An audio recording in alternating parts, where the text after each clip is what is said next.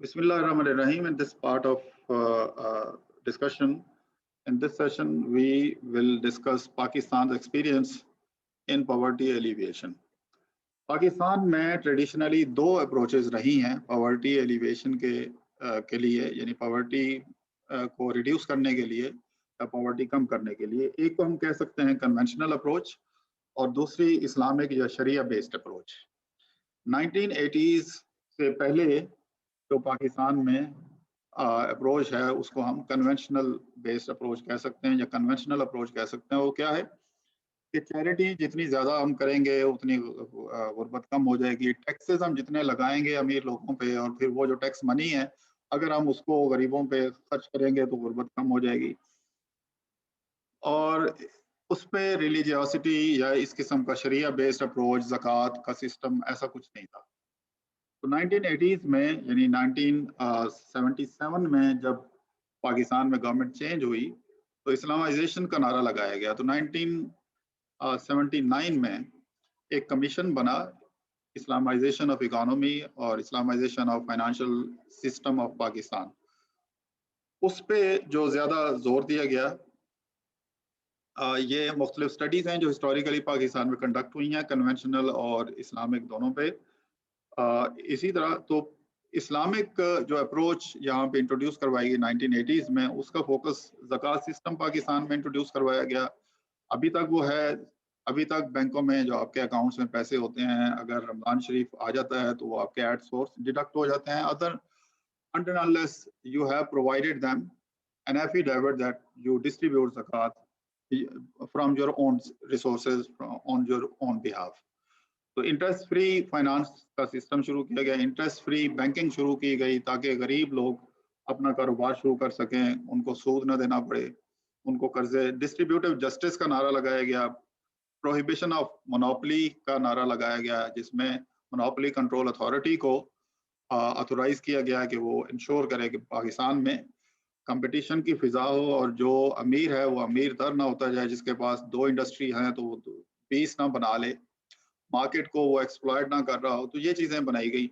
Later on ये monopoly control authority का जो नाम रखा गया फेडरल कंपटीशन ब्यूरो, तो ये 2000s में इसका नाम चेंज किया गया। तो अब इसका नाम यही है, मोनोपोली कंट्रोल अथॉरिटी का फेडरल कंपटीशन ब्यूरो। बहरहाल इसी तरह लॉ ऑफ इनहेरिटेंस यहाँ पे अप्लाई करने की कोशिश की गई। स्टेट की जिम्मेदारी को बढ़ाया गया कि वो बेसिक नेसेसिटीज को प्रोवाइड करे। इस्लामिक मोड्स ऑफ फाइनेंस यहाँ पे इंट्रोड्यूस किए गए और इस तरह से कुछ हमें ट्रेंड भी पॉवर्टी में कम होता हुआ नजर आता है। 1980 से लेकर 1991 तक पाकिस्तान में पॉवर्टी हमें कुछ कम होती नजर आती है, लेकिन जहाँ तक इनकम इनइक्वालिटी का ताल्लुक है वो हमें कम होती हुई नजर नहीं आती इस दौर में। तो ये हैरान कौन बात है कि जो 70s में और अर्ली 80s में ये जो बताया गया कि शायद इनकम इनइक्वालिटी ज्यादा है तो इसलिए पॉवर्टी पाकिस्तान में ज्यादा है, तो बाद में ये पता चला कि नहीं, इनकम इनइक्वालिटी तो कम नहीं हुई, लेकिन पॉवर्टी कम हुई है ये जो डिस्ट्रीब्यूटिव मेजर्स लिए गए उसकी वजह से। तो इन चीज़ों को, क्योंकि ये कुछ एक कंट्रोवर्शियल फाइंडिंग्स थी, तो इनको इंश्योर करने के लिए जो मैंने डाटा लिया वो एक इकोनॉमिक जो PSLMS यानी हाउस होल्ड इनकम एक्सपेंडिचर सर्वे था, उसका डाटा मैंने उठाया।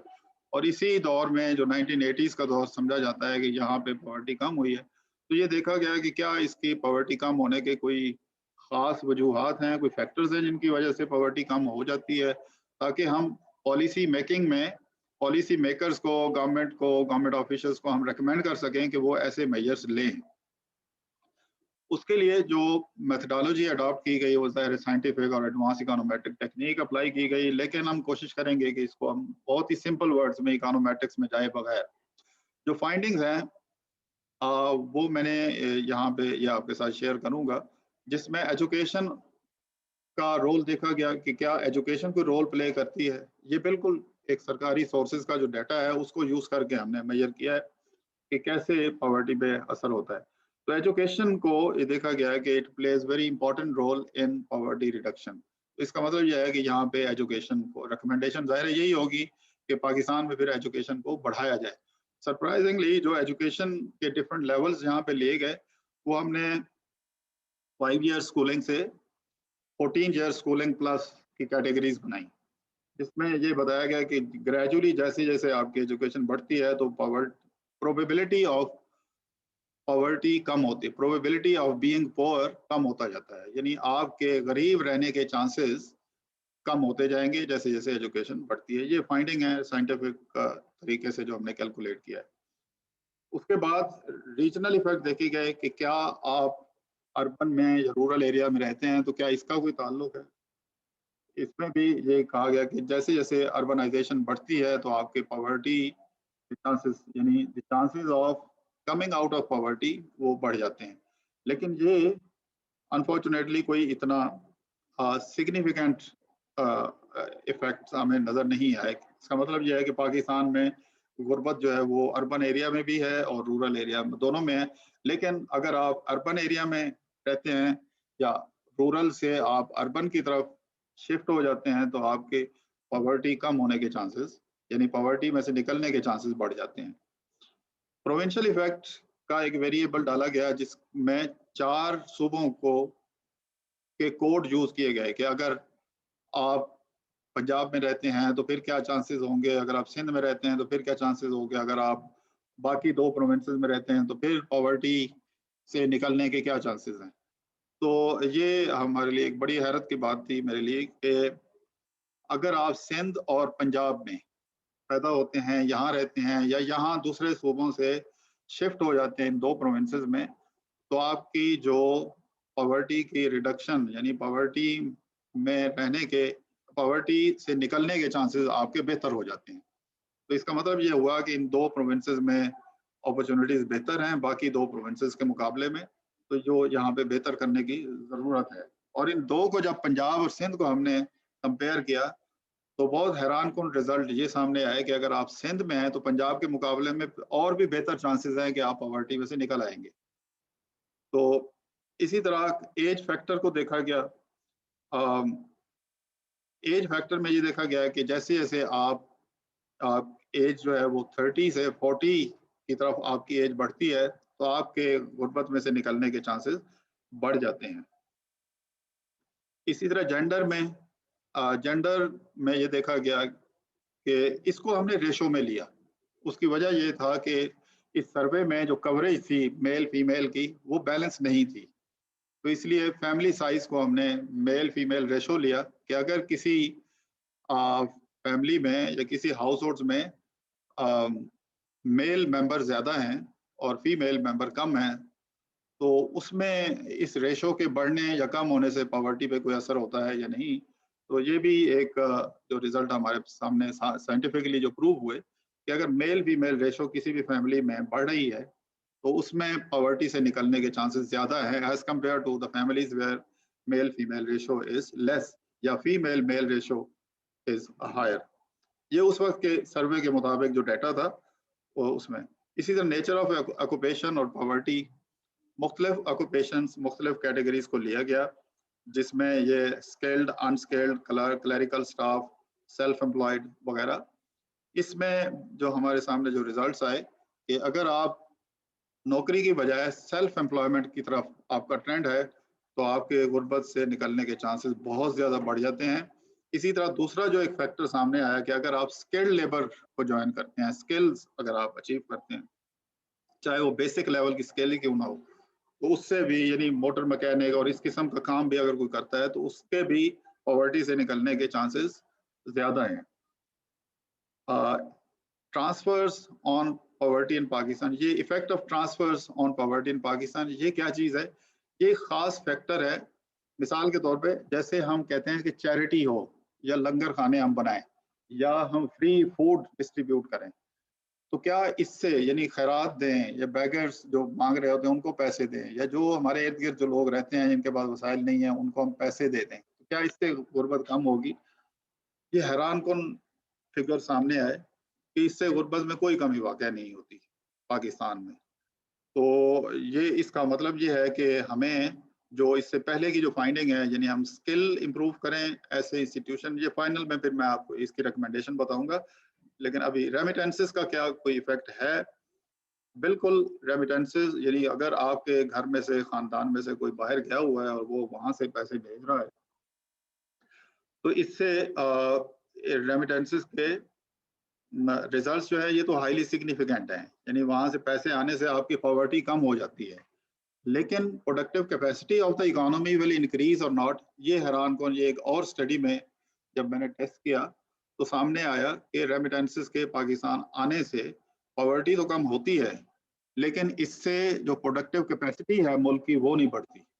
ये एक खतरनाक है, इसका मतलब है कि एक शॉर्ट रन इफेक्ट इसका होता है कि गुर्बत कम हो जाएगी, लेकिन इकोनॉमी का एज अ होल कोई एडवांटेज नहीं है। इस दफा पाकिस्तान के रेमिटेंसेस माशाल्लाह तो कोई 30 बिलियन के करीब हैं, तो हमने बजट में भी उसको रिफ्लेक्ट किया हुआ है और बताया है कि ये रेमिटेंसेस बढ़ने की वजह से पाकिस्तान इसी तरह एक और फैक्टर जो है ये था कि क्या अगर कोई अपने घर में रहता है, चाहे वो एक मकान का ही, एक कमरे का ही घर क्यों ना हो, तो क्या इससे उसकी गुर्बत पे कोई असर हो सकता है? बिल्कुल इसका एक इफेक्ट नजर आया है कि अगर उसके पास एक कमरे का घर ही क्यों ना हो, एक झोपड़ी क्यों ना हो, उससे भी पॉवर्टी रिडक्शन में बहुत हेल्प उसको मिल रही है। इसी तरह हेल्थ फैसिलिटीज, इसका पॉजिटिव रिलेशनशिप आया है पॉवर्टी के साथ, ये हैरान कौन है। इसको मैंने इस तरह से इंटरप्रेट किया है कि अगर किसी फैमिली में हेल्थ एक्सपेंडिचर्स हर महीने बढ़ रहे हैं तो उसके पॉवर्टी में जाने के चांसेस बढ़ जाते हैं। यानी अगर आपके घर में इनकम कम है और खुदा ना खास्ता कोई एक भी कोई उनमें से फैमिली मेंबर जो है बीमार हो जाता है किसी एक महीने में भी, तो उसके पॉवर्टी में जाने के चांसेस बिल्कुल बहुत ज़्यादा हो जाएंगे। इसी तरह इंफ्रास्ट्रक्चर फैसिलिटीज़, इसका बहुत सिग्निफिकेंट इम्पैक्ट नज़र आया है कि अगर पाकिस्तान में ये वोकेशनल ट्रेनिंग इंस्टीट्यूशंस, लोगों की तरबियत, लोगों को सिखाना, स्किल देना, या रोड बनाना, सड़कें बनाना, गलियां पक्की करना, ये जो है पब्लिक जो टॉयलेट्स हैं, ये सारी चीज़ें, ये पूरी दुनिया में इसके ऊपर रिसर्च होती है। इन चीज़ों के प्रोवाइड करने से पॉवर्टी में कमी के चांसेस बढ़ जाते हैं। इसी तरह एक बहुत ही, ये मैंने अपनी खास इंटरेस्ट से इसको कैलकुलेट किया कि 15 दिन में एक दफ़ा अगर किसी की सलाहियत है कि वो मटन अवेल कर लेता है, तो क्या ये रिफ्लेक्ट करेगा कि वो पॉवर्टी में से निकल आया है? बिल्कुल इसके ये नजर आया कि अगर 15 दिन में कोई एक दफा भी मटन अफोर्ड कर लेता है तो this will be clear reflection of chances coming out of poverty. तो इसी तरह ये मेल फीमेल रेशो ये मैंने आपको बता दिया। तो ये बहरहाल कुछ फाइंडिंग्स हैं, तो इसका मतलब बड़ा क्लियर है। अब मैं इसको लिंक करूंगा कि चाइना ने, जैसा कुछ लोग क्वेश्चन भी करते हैं कि चाइना पॉवर्टी से कैसे निकला और 2020 को उन्होंने कैसे सेलिब्रेट किया। चाइना ने जब डेवलपमेंट शुरू की 1990s में, तो उन्होंने 3 चीज़ों पे फोकस किया डेवलपमेंट के लिए, और वो 3 चीज़ें क्या थी जिनके ऊपर उन्होंने हैवी एक्सपेंडिचर, हैवी स्पेंडिंग की, और उस पर बिल्कुल किसी किस्म का कोई आउटसाइड प्रेशर उन्होंने एक्सेप्ट नहीं किया, इनसाइड आउटसाइड प्रेशर। वो क्या थे? Number 1, infrastructure development. आज भी उनके जो हाइट्स हैं, जो अपार्टमेंट्स हैं, अगर आप 14, 15, 20th फ्लोर पे भी हैं तो आप अपनी विंडो में से देखेंगे तो सामने आपको रोड गुजरती हुई नजर आएगी। यानी इन डिफरेंट लेवल्स उन्होंने इंफ्रास्ट्रक्चर इतना तेजी से डेवलप किया। This was number 1 priority. Number 2, उन्होंने एजुकेशन पे बहुत ज्यादा खर्च किया।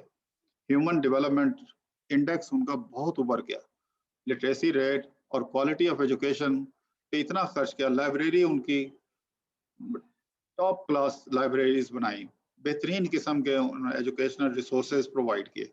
तीसरा जो फैक्टर था वो उन्होंने आईटी, टेक्नोलॉजी, इनोवेशंस, इसके ऊपर खर्च किया, और इतना खर्च किया कि अभी 2 दिन पहले जो हमें अमेरिका से न्यूज़ आई है कि प्रेसिडेंट ऑफ यूएसए ने तकरीबन कोई $150 बिलियन से ज्यादा बजट एलोकेट किया है in order to compete China in terms of technology. ये कभी हमने सोचा भी नहीं था कि अमेरिका जैसा जो एक टेक्नोलॉजी का हैवी वेट है, दुनिया का सबसे बड़ा हैवी वेट, वो चाइना को कैचअप करने के लिए टेक्नोलॉजी में वो इतना बजट इनिशियली रखेगा। इसके अलावा अमेरिका ने कोई तकरीबन $6 ट्रिलियन से ज़्यादा का बजट रखा है, जिसको आप कह सकते हैं कि बेल आउट पैकेज, ये जो कोविड से बाहर निकलने के लिए और अपने स्टेटस को बहाल करने के लिए, जो यानी इकोनॉमिक सुपर पावर का स्टेटस बहाल करने के लिए। तो बहरहाल ये फैक्टर्स हैं। मेरा ख्याल है कि this will be interesting for all of you. Thank you very much.